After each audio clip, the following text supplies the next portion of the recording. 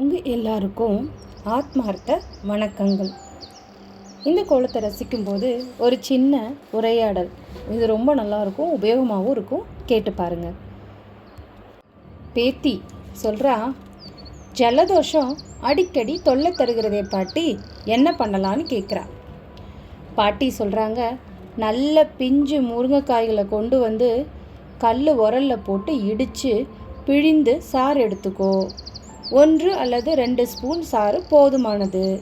அதற்கு சம அளவு அசல் தேன் கலந்து ஒரு நாளைக்கு 2 வேளை சாப்பிட சளிக்கட்டி நீங்கி ஜலதோஷம் போயிடும் கண்ணம்மா அப்படின்னு சொல்கிறாங்க. பேத்தி, சதா வாயு தொல்லை தருகிறதே பாட்டி அப்படின்னு கேட்குறா. அதுக்கு பாட்டி, வயிற்றிலிருந்து வாயு தொல்லைகள் தரும்போது அது குடல் வாயு, இதயத்தில் வாயு தொல்லை இருந்தால் மார்வலிக்கும், அது இதய வாயு அல்லது தமரக வாயு. கர்ப்பிணிகளுக்கு தோன்றும் வாயு கர்ப்ப வாயு. இப்படி நிறைய வாயு இருக்குமா. மலச்சிக்கல், அகால உணவு, அவசரமாக உண்றது, வாழைக்காய், உருளைக்கிழங்கு, கொட்டை வகைகள் இவற்றை எண்ணெயில் வறுத்து சாப்பிட்றது, இவற்றால் வாயு தொல்லை வரும்.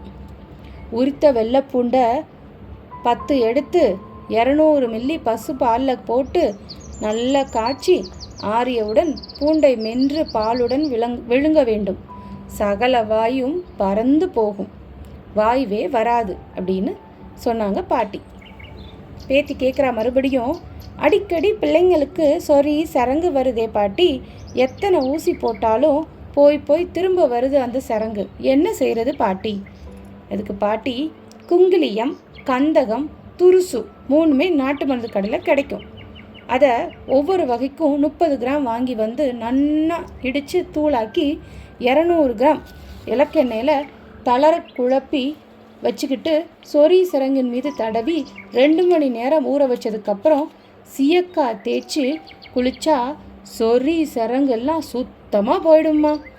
என்னம்மா கண்ணம்மா, சரியா அப்படின்னு கேட்குறாங்க. பேத்தி இன்னும் விடுறதா இல்லை, இன்னும் நிறைய தெரிஞ்சுக்கணும்னு ஆசை. அடுத்து கேட்குறா, மூளைக்கடுப்பு, இரத்தப்போக்கு, ஆசன வாயில் கடுமையான வலி இருந்தால் என்ன செய்யலாம் பாட்டி அப்படின்னு கேட்குறா.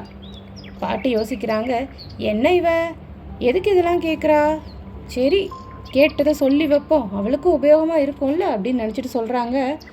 இதுக்கெல்லாம் வெள்ளை வெங்காயம் கிடைக்காட்டி சாதா வெங்காயம் 70 கிராம் எடுத்து உரித்து துண்டு துண்டாக பசுனை விட்டு வதக்கி தினமும் காலையில் சாப்பிட்டு வந்தால் மூளை உபத்திரவம் எதுவுமே இருக்காது, போயிடும் அப்படின்னு சொல்கிறாங்க.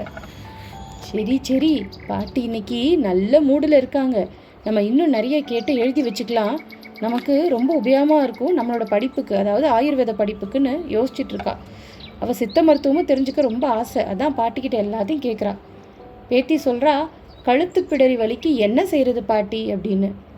தேங்காய் மூடி ஒன்றை எடுத்துக்கோ, துருவி 4-5 ஆடாதோட இலைய குறுக அரிஞ்சு அதோடு சேர்த்து வானில நல்லா வதக்கி துணியில் எடுத்துட்டு பிடரியில் போய் ஒத்தடம் கொடுக்க கழுத்து வலி தீர்ந்து போகும் பேத்திமா அப்படின்னு சொல்கிறாங்க. பேத்தி இப்போ அடுத்து வந்துட்டா, அடிக்கடி நெஞ்சு வலி வருகிறதே, அதற்கு என்ன செய்யலாம் பாட்டி அப்படின்னு கேட்குறா.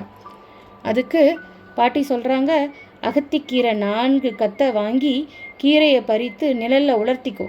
நன்கு காய்ந்ததும் அதனை இடித்து தூளாக்கி சலித்து வைத்துக்கோ.